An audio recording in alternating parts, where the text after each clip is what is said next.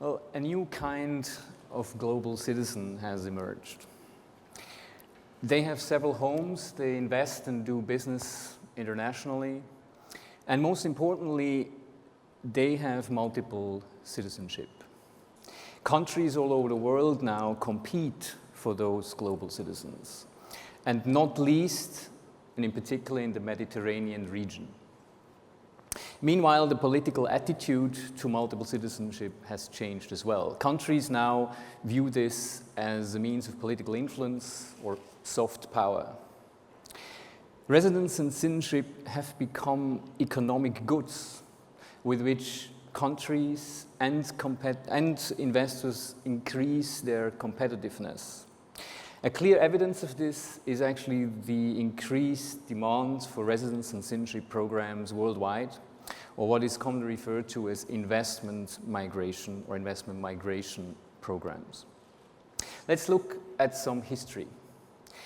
In ancient Athens and Rome already, actually, citizenship investment was practiced quite widely. In particular, the Roman Empire was, I would say, the first that actually introduced a large-scale citizenship investment program, and pretty much everyone who contributed to society or otherwise to the Roman interests was granted citizenship of Rome.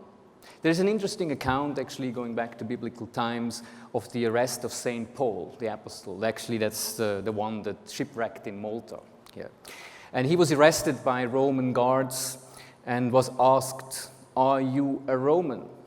And he answered, "Yes." And the Roman commander said, "Actually, I am also Roman, and I bought this citizenship for a lot of money." And then Paul replied, "Yes, but I am a citizen by birth." And when the Roman guards knew that St. Paul was actually a Roman citizen, they let go of him, and they were a little bit afraid. Already at that time, it was important what kind of citizenship you carry. In medieval times, the medieval towns, they very often integrated new arrivals as citizens if they contributed something or spent some money on the city's treasury. In Britain, very interestingly, actually, Great Britain had a widespread practice of accepting merchants, wealthy people from continental Europe, particularly from Germany, who contributed significantly to the building of the British Empire, all done by citizenship, by investment. And in France, in the French Revolution, everyone who somehow contributed to the interests of the French Revolution was granted citizenship of France. Now, with normal foreign direct investment, decisions are usually based on competitive rates of return. With citizenship investment, this is a little bit different, as investors price in the residence or passport asset, and therefore things are looked at a little bit differently. This is an interesting opportunity for countries. In Europe, of course, we have a very particular situation because any grant of citizenship in the European Union of an EU member state automatically also grants and confers EU citizenship.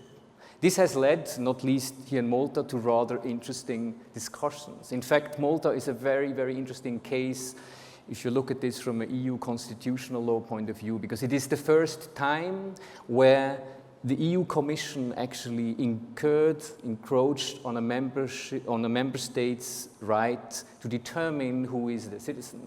It's actually, if you look at the constitutional framework of Europe, citizenship is one of the most important and clear remits where it is completely up to the individual member states to decide on their immigration citizenship laws. And so this incursion of the EU Commission onto Malta is very, very interesting. But what is very clear also is that the legal situation in that regard is absolutely undisputed. And therefore, EU member states, of course, continue to have the absolute sovereignty over citizenship. And that poses a very interesting opportunity for countries to benefit from well-run investment migration programs.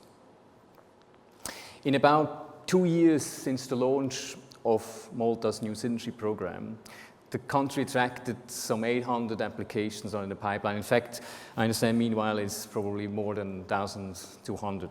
But it is in that range. But what is more important than this actually relatively small number, I come to that in a moment, is that this represents foreign direct investment to the tune of over 1 billion euros. Now, for an 8.5 billion euro economy like Malta's, this is a significant amount of capital. From a practical impact point of view, it is quite important to know the number of naturalizations actually happening in Europe every year. The last figures we have is from 2010, but it's quite representative, I think, of the yearly numbers of citizenship grants in the EU. And this is a staggering 810,000. Yes, 810,000 citizenships are granted every year. So if you compare this to citizenship by investment programs, and in Europe there's a couple of countries, so if you take them all together, if you take Malta, Cyprus, Austria, Slovenia, Croatia, those countries that have such provisions, direct such provisions, not counting the residence programs, you maybe, if you round it up, you come to say 600 a year. Okay, so there's maybe 600 that are granted a year on those bases. This is less than 0.01% of all citizenships granted in Europe. Yet these really few numbers, what is also very interesting to note, actually represent ideal citizens. In the EU, there is a directive that basically provides under what circumstances as an EU citizen you can actually avail yourself of certain freedoms, such as the freedom of movement. So there are certain stipulations.